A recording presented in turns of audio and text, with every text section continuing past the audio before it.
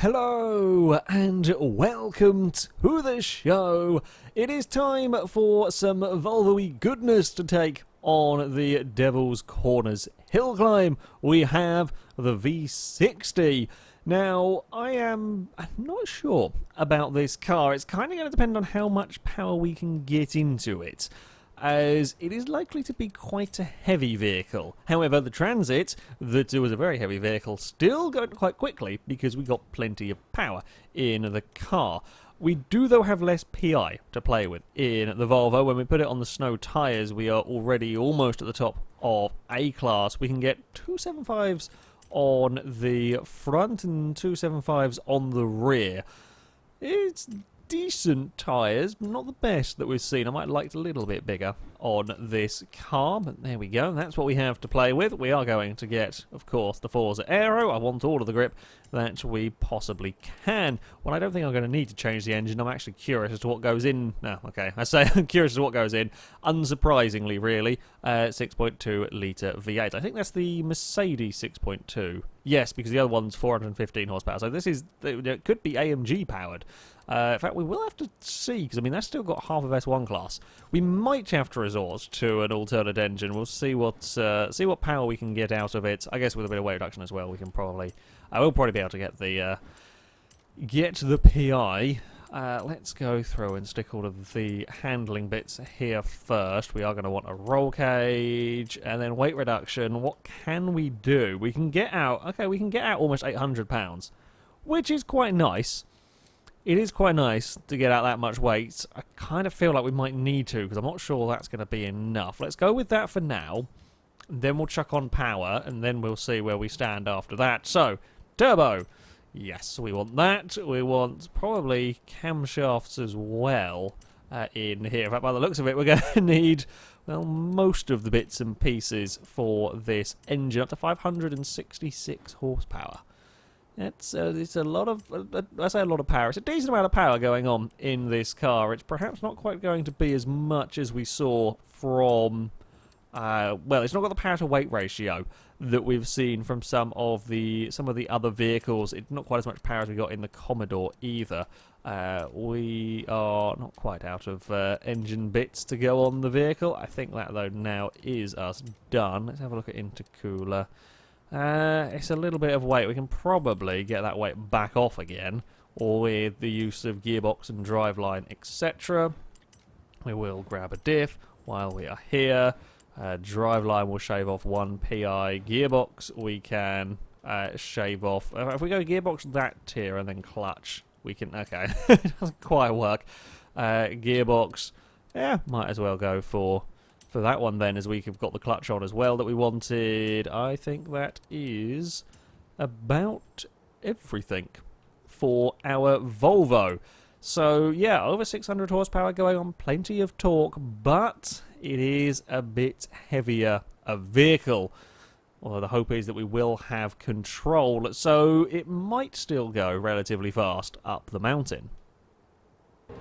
So we have come to the Devil's Corners hill climb, where the V60 is going to get 3 runs up the mountain in an attempt to beat the Holden Commodore. 157.7 is the current fastest time, and we're going to see if we can, well, even get remotely near that. I think the Volvo can probably go, or maybe go, if we can get it off the line.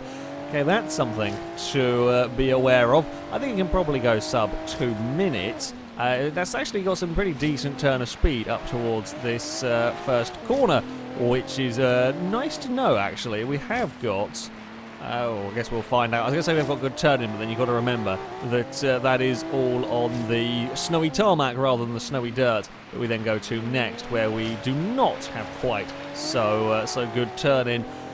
My fear with this car is that, a little bit like the R33, we might be at an awkward stage in the game's PI system, and we might not quite have enough power to overcome the weight to really make it quick up this course. And then if we go for less weight, we won't have enough power just in general. So I might be wrong. We will kind of have to wait and see on that one.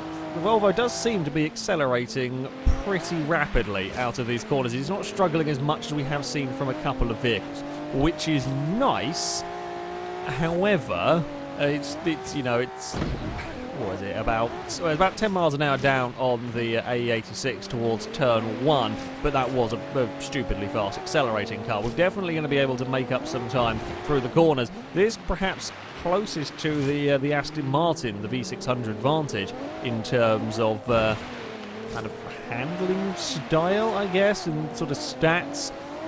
Can we be flat out through here? Yes, indeed we can. So we can really throw the car around and take plenty of corner speed. I don't imagine we're going to have too many problems down here, are we? No. Okay, we tried a bit too... That was me pushing my luck. I wondered if we could hold 92 miles an hour around there, and the answer is no. The answer is most definitely no. We cannot manage that one. Well, it's not been a great first run. I kind of threw it about in a few corners, and we slightly stalled off of the line. Definitely plenty of room for improvement. Liking the car so far, though. Now, if we can actually get the Volvo off the line, that would be helpful. There we go. Got to kind of mash the clutch a couple of times, and it will get launched.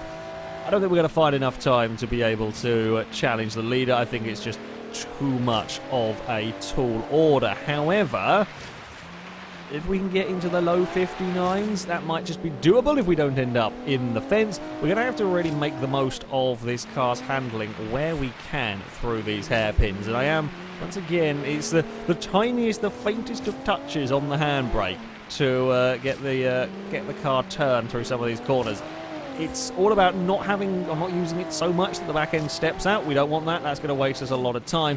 It's just enough to help get the car turned, or in that case, just it is a nice handling vehicle. We've just sort of flung it through the double apexed corner right there. Use as much speed as we dare. It's only 113 miles an hour, though, down this back straight. Come on, car, accelerate out of these corners. Now, the target time that we've been assigned is a little bit quicker, so if you're watching the flags go, it's a little bit quicker, about a second almost quicker than my fastest time, so not expecting to be chasing that, not unless we've got an absolutely mega car here, which we don't have the acceleration to really compete at the end of the day. We can carry good corner speed as much as we like, which we are doing, I think, but... we just don't have the power to weight ratio in this. Oh, we've just got the checkpoint with a little bit of a risk going through there, but never mind. Oh, no. We hit the bumps. The car got carried away on the bumps and I couldn't stop it, and by the time we got control back, we were already on the ice, and put all of that together, and that will dump you straight into the wall. That's a bit of a shame. Things were going well up until that point. It's going to be a fairly similar run to the first one. Yeah, that was a mess. That was a real mess to end. Unfortunately, the rest of the run, though, not bad. Yeah, I'm definitely thinking a sub 2 minute is doable. So, we need to keep the Volvo out of the wall. If we can do that, then it would be very helpful. It would be nice to be able to get a clean run with the car. 115 miles an hour before we jump on the brakes. Brakes are pretty solid on this as well.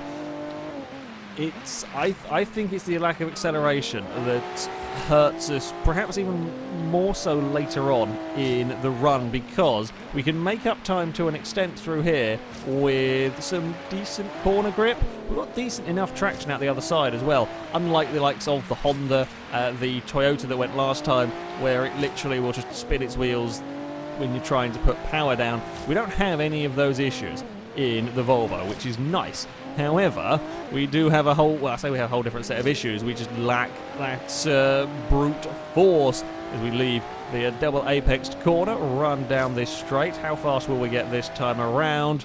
It's about the same. It's about the same. Oh, come on, get through the corners we go. Some more. Are we going to crack 100 before we leave the jump?